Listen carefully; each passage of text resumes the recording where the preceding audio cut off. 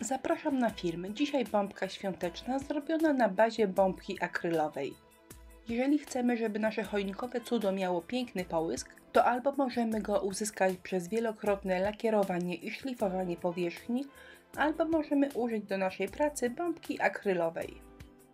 Czyli zamiast ozdabiać bombkę z wierzchu, zaczynamy ozdabianie od środka. Dzięki temu mamy zagwarantowany piękny połysk naszej pracy. No ale może jak zwykle zacznę od początku. To jest zwykły papier ryżowy, obrazki z niego jak zwykle wyrywam.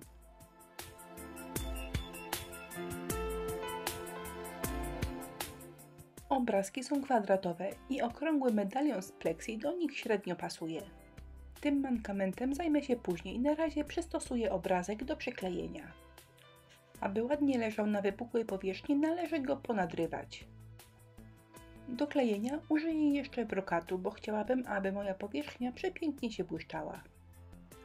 Powierzchnię smaruję klejem, następnie wszystko dokładnie posypuję brokatem, ale staram się, aby brokat był rozłożony głównie na brzegach medalionu. A teraz starym dobrym sposobem wszystko zaklajstrowuję klejem od góry. Gdy wszystko jest już porządnie przyklejone, sprawdzam z drugiej strony, jak prezentuje się obrazek. Wygląda fatalnie, ale tak ma być, gdy wyschnie, będzie w porządku. Miejsca, gdzie zabrakło nam papieru ryżowego, możemy uzupełnić papierem z innego obrazka albo domalować. A ja zrobiłam i jedno i drugie. Najbardziej widoczne miejsca uzupełniłam papierem ryżowym, a następnie wysuszyłam obrazki. Suche zwierzaczki prezentują się tak, a następnie domalowałam miejsca, w których nie starczyło mi papieru ryżowego. Z kolorami nie musiałam trafić idealnie w punkt, ponieważ później większość tych miejsc i tak zostanie przykryta przez foremki.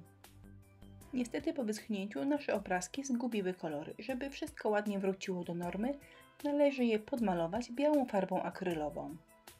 A tak wygląda różnica. Pupa jelenia jest już podmalowana na biało, natomiast głowa i przód jeszcze nie. A tutaj jeleń jest już podmalowany na biało, natomiast obrazek z wilkiem jeszcze nie.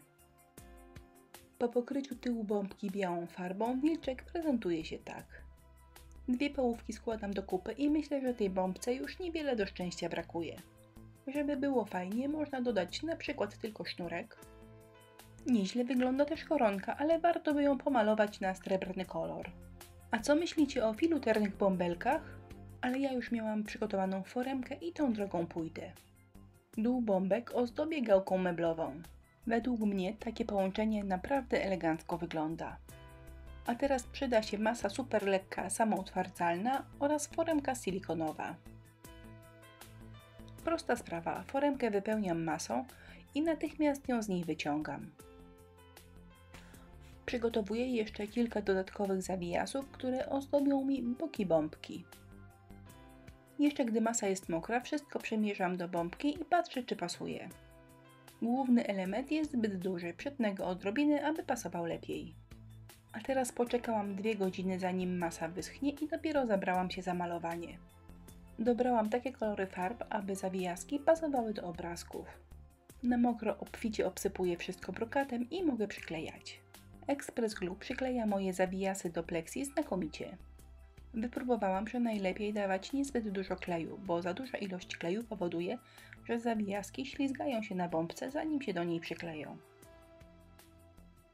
Jeżeli podczas przyklejania albo dopasowywania do powierzchni któryś z zawijasków się rozerwie i widać wyłażącą białą piankę, to nic się nie przejmujcie, przecież potem można to podmalować.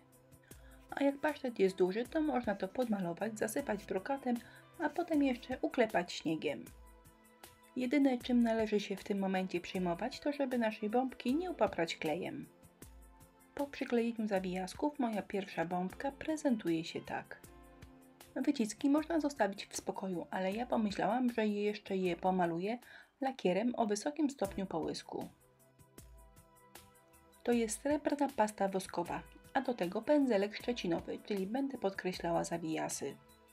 Nabieramy odrobinę na pędzelek, przejeżdżamy po zawijaskach i teraz prezentują się tak. To jest preparat o nazwie kryształowy śnieg. Występuje w słoiczku oraz w pisaku. Ostatnio bardzo polubiłam się z tym preparatem, bo daje wyjątkowo subtelny efekt śniegu.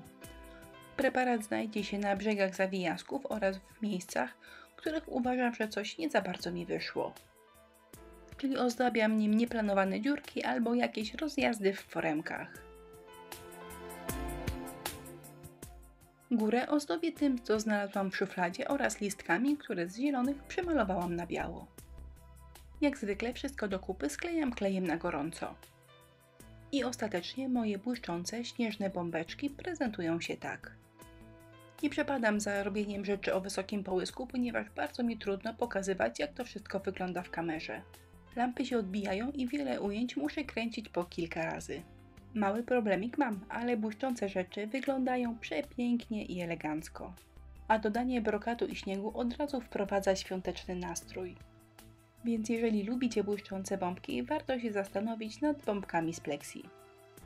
Jak zwykle pełną listę produktów, które użyłam w filmie, zamieściłam w jego opisie, czyli na dole. Dziękuję za uwagę, zapraszam do naszego sklepu i na inspirello.pl.